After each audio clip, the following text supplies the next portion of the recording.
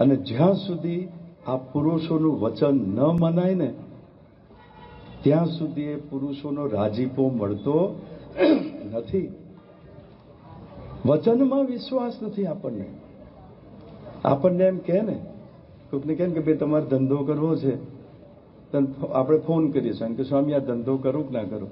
આપણને દેખાય કે ધંધો કરું તો દર મહિને લાખ રૂપિયા મળે એવા છે, બધું જ છે, તો એ ફોર્માલિટી માટે પૂછીએ. પણ હું તો કે બાપાને પૂછીને જ કરું. અરે બાપાને પૂછે કે બાપા આવો ધંધો છે, આવું છે, આપ કહો તો પછી હું એ ધંધો લઉં, આપ જે કોઈ આપની આજ્ઞા શું છે. બાપા શું કે? બાપાએ કદાચ હા પાડી હોય તો વાંધો નહીં, તમને વાંધો નહીં, ઘરવાળાને વાંધો નહીં. પણ બાપા એમ કે ના આપણે ધંધો નથી લેવો કે, તો શું થાય? એ દિવસે હાજે ઘરમાં ચર્ચા શું થાય? હવે સાધુને હું સમજણ પડે લાખ રૂપિયાની કિંમત કે છે. જો વચનમાં વિશ્વાસ નથી, વચનમાં વિશ્વાસ હોય ને તો એનું કામ થઈ જાય. 1977ની સાલની અંદર પ્રમુખ સ્વામી મહારાજ લંડન પધારવાના હતા. લંડનની અંદર જોરશોરથી તૈયારીઓ ચાલતી હતી. બાપાની નગરયાત્રા કાઢવાની હતી. નગરયાત્રાનું પ્લાનિંગ થઈ ગયું હતું. ક્યાં ક્યાંથી જવાની છે, શું ફ્લોટ બનાવવાના છે, કે ક્યાં ક્યાં સભાઓ કરવાની છે, કઈ રીતે બાપાનો વિશેષ લાભ લેવાનો છે, આ બધી તૈયારીઓ ધામધૂમથી ચાલતી હતી. અને તે વખતે ભારતની અંદર એક પ્રસંગ બન્યો. તે વખતે એર ઇન્ડિયાનું એક પ્લેન છે ને, એને પેલા આતંકવાદીઓ તોડી નાખ્યું.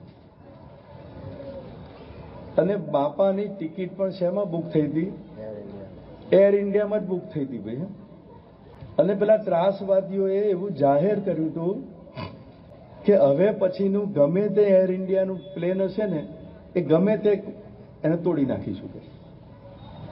હવે આપણને મન થાય કે આપણા પિતા એર ઇન્ડિયામાં આવવાના હતા, આપણે શું કહ્યું, તું કતારમાં લઈ લે, વાંધો નહીં, પણ એર ઇન્ડિયામાં ના આવીશ કે. અને પ્રમુખ સ્વામી તો પાછા સ્વદેશી. એર ઇન્ડિયા એટલે એર ઇન્ડિયા, એમ જ જવાનું. હવે પ્રમુખ સ્વામીની ટિકિટ બદલીને બીજી એરવેઝમાં લેવાની હતી, તો એ કહે કોણ એને? ત્યાં આગળ મિટિંગ થઈ, અમારા સીએમ કાકા છે ને, બધાની હાજરી, કે બાપાને કહે કોણ કે બાપા હવે ટિકિટ તમારી બદલીને અમે એર ઇન્ડિયન બદલીને અમે બ્રિટિશ એરવેઝમાં લઈએ છીએ. એવું કહેવાની હિંમત ના ચાલે કોઈની. અમારા સીએમ કાકા છે ને પાછા બાપાના સખા, એમને બોલવાની છૂટ બાપા જોડે. એટલે સીએમ કાકાએ એ કહે છે કે હું બાપાને ફોન કરું. એટલે સીએમ કાકાએ ફોન કર્યો બાપાને, અને બાપાએ કે બાપા જય સ્વામિનારાયણ. બાપા કહો સીએમ તમે છો કે છે? તો કે હા બાપા કે છે. બસ કે બાપા હવે તમે પધારો, બસ કાક ટોળે બધા રાહ જોઈ રહ્યા છે, બધા બાઈઓ ભાઈઓ બધામાં ભક્તિના ઉભરા આવ્યા છે. તમારી બધો જ કાર્યક્રમ ગોઠવાઈ ગયો છે, ડે ટુ ડે નો. તમારી નગરયાત્રા કાઢવાની છે મહારાજની, એ નગરયાત્રા બધું જ આખું વ્યવસ્થિત ગોઠવાઈ ગયું છે. બધા શણગાર સજે છે, હાર તોરા તોરણ બધું બનાવે છે, મહિલા મંડળ એક સેવામાં લાગી ગયું છે, બધા જ સંતો યુવકો બધા જ એમાં લાગ્યા છે. આમ ઉત્સાહ બધા તમારી બસ કાક ડોળે રાહ જોઈ રહ્યા છે. અને બાપા આપ પધારો છો એટલે કે છે ને કે બાપા બધાનો ઉત્સાહ છે અને બધું છે, તમે વહેલા બાપા પધારો. અને બાપા કે તમારી છે ને ટિકિટ છે ને અમે બ્રિટિશ એરવેઝમાં બુક કરી દીધી છે, એટલે બાપા વહેલા તમે પધારો. ખાલી કહેવું તું શું કે તમારી ટિકિટ બ્રિટિશ એરવેઝમાં બુક કરી છે. એટલું કહેવા માટે કુંડાળે નાખ્યા. સવારે 4:30થી શરૂ કર્યું ભાઈ. અને આખું વિવરણ કરીને છેલ્લે વચ્ચે એક લીટી બોલી ગયા કે બાપા બ્રિટિશ એરવેઝમાં ટિકિટ તમારી કરી છે, બાપા બસ હવે વહેલા પધારો કે છે. બસ બાપાએ વાત સાંભળીને પછી બાપાએ છે ને બધું સાંભળ્યું, પકડ્યું શું? બાપા કહે છે બ્રિટિશ એરવેઝમાં, આપણે તો એર ઇન્ડિયામાં આપવાની હતી, બ્રિટિશ એરવેઝમાં ક્યાંથી કરી ગયા છે? એટલે બાપા કહે છે કે બ્રિટિશ એરવેઝમાં છે ને બાપા એમાં સુવિધા બહુ આપે કે છે.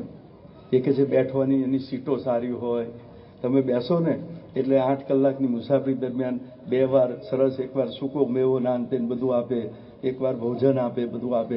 એની વ્યવસ્થા બહુ સારી, એની સગવડ બહુ સારી કે છે. બેસવાની બેઠક આમ આરામથી બેઠા બેઠા આવતા હોય ને આરામ ચેરમાં એવું લાગે. એટલે કહે છે કે આપણે બ્રિટિશ એરવેઝમાં કરી છે. કારણ તો બતાવાય નહીં પાછું, એટલે કે બ્રિટિશ એરવેઝમાં કરી છે. એટલે શું અહીં કહું, આપણે તો અહીં બેહવું સોફામાં બેહવું શું ફેર પડે કે છે. અને આપણે તો પ્લેનમાં કશું ખાવાનું નહીં, પછી પેલો ગમે તેટલું લાવે તો આપણે શા કામનું કહે છે. એટલે કે આપણે બ્રિટિશ એરવેઝમાં નહીં, બધા કહે છે એર ઇન્ડિયામાં કરી દો કે છે, ટિકિટ બુક કે છે. હવે તો ફોડ પાડવો પડે. એટલે સીએમ કહે છે કે બાપા એર ઇન્ડિયામાં બુક કરવાનો વિચાર કર્યો તો, પણ હમણાં છે ને બાપા પેલા ત્રાસવાદીઓએ છે ને એર ઇન્ડિયાનું વિમાન તોડી પાડ્યું છે. અને એમણે ધમકી આપી છે, કે તમારું એર ઇન્ડિયાનું ગમે તે પ્લેન દરરોજ ઉડતા હોય ને એમાં નંબર નહીં કે આ દિવસનું પ્લેન નહીં, ગમે તે પ્લેન અમે તોડી નાખીશું. એટલે કે બાપા હવે તમે જે પ્લેનમાં બેસીને આવવાના હોય અને એ જ મારા વાલા તોડી નાખે તો કે છે. એટલે કે બાપા આપણે એર ઇન્ડિયામાં નથી આવવું કે છે, આપણે બ્રિટિશ એરવેઝમાં જ આવવું છે, આપણે ટિકિટ બુક કરી દીધી છે. ત્યારે પ્રમુખ સ્વામી મહારાજ શું કહે છે સીએમ કે સીએમ બાપા સીએમ ને મિત્રને કહે છે કે સીએમ તમને કહે છે કે ત્રાસવાદીઓનું વચન મનાય છે અને અમે પ્રમુખ સ્વામી કહે છે અમારું વચન મનાતું નથી. કેટલી મોટી વાત કરી દીધી કે ત્રાસવાદીઓનું વચન મનાયું કે વિમાન તોડી નાખશું એટલે તમે બધા ગભરાવશો કે છે. અને અમે કહીએ છીએ કે ના તમે એર ઇન્ડિયામાં જ કરો, તમારે અમારું વચન નથી મનાતું કે અમે કહીએ છીએ એટલે અમારા પ્લેનને કશું થવાનું નથી. જો વચનમાં વિશ્વાસ ના હોય ને તો એમની આજ્ઞા પાડવામાં આ તકલીફો થાય. એટલા માટે મહારાજ અને સ્વામી એ જ વાત કર્યા કરે છે કે આવા સંત અને એની આપણે યથાર્થ આજ્ઞા પાડીએ ને તો આપણે એને રાજી કરી શકીએ. એટલે શું કે ભાઈ એની છે ને કૃપા દ્રષ્ટિ આપણી ઉપર પડે, અને જેટલી કૃપા દ્રષ્ટિ પડે એટલો મહિમા સમજાય, અને જેટલો એનો મહિમા સમજાય ને એટલી આજ્ઞા પાડવાનું મન થાય, એટલે રાજી થાય. એક સર્કલ ચાલુ થઈ જાય ભાઈ. અને એમ કરતાં કરતાં એવા પુરુષના વચનમાં વિશ્વાસ રાખી અને આપણે ભક્તિ કરીએ, સેવા કરીએ, પૂજા કરીએ, દંડવત કરીએ, ભક્તિ સંબંધી જે કંઈ કાર્ય કરીએ ને એ બધા જ ભક્તિ સંબંધી કાર્યો છે ને એ ભગવાન સુધી પહોંચે, સંત સુધી પહોંચે, અને આપણો જીવ છે ને નિર્વિકારી થઈ જાય અને આપણે ભગવાનના ધામની પ્રાપ્તિ આપણે કરી શકીએ. તો જો આ આખી કથાનું મિશન એક જ છે કે આપણે ભગવાન અને ભગવાનના સંતનો યથાર્થ મહિમા સમજી એને રાજી કરવાના છે. બરોબર ને? તો મારે તમને રાજી કરવા પડે ને. એમાં છે ને સર્વમંગલ સ્વામીનો એક પ્રસંગ છે. સર્વમંગલ સ્વામી છે ને એક જ લીટી પતાવી દે વહેલો, કારણ કે કાંટો આગળ જતો જાય છે. સર્વમંગલ સ્વામી છે ને કથા વાર્તાનો બહુ વિષય, એટલે કથા કરવા બેસે, કથા પૂરી થઈ જાય ને પછી પાછા ત્યાં સભા મંડપમાં બેઠા હોય. જે આવે ને કે ભઈલા બેસ ને 2 મિનિટ સાંભળ ને કે ભઈલા બેસ ને એમ કરીને બેહાડે અને કથા કરે, વાતો કરે, વચનામૃતનો ચોપડો વાંચતા હોય, બધું વાંચે કરે, અને જે આવે ને બેસાડે. એક દિવસ છે ને સર્વમંગલ સવાર વહેલા ઉઠે ને એમને પાછી પેલી ટેપ રેકોર્ડ સાંભળવાની બહુ પેલી બાપાની કથા વાર્તા, એટલે પ્રમુખ સ્વામીની કથા વાર્તા સાંભળતા હતા.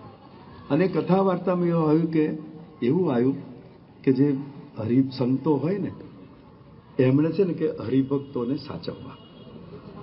એ કહે છે કે જ્યારે મંદિરમાં આવે ત્યારે હરિભક્તોને એની સેવા કરવી, એને જમાડવા, રમાડવા, એને બધી એની વ્યવસ્થા ગોઠવવી અને હરિભક્તોને કે રાજી કરવા કે. એટલે મહંત સર્વમંગલ સ્વામીની વાત ફિટ થઈ ગઈ કે સંતોએ શું કરવાનું, કોક એવી ક્રિયા કરવાની જેનાથી હરિભક્તો રાજી થાય એવું કરવાનું.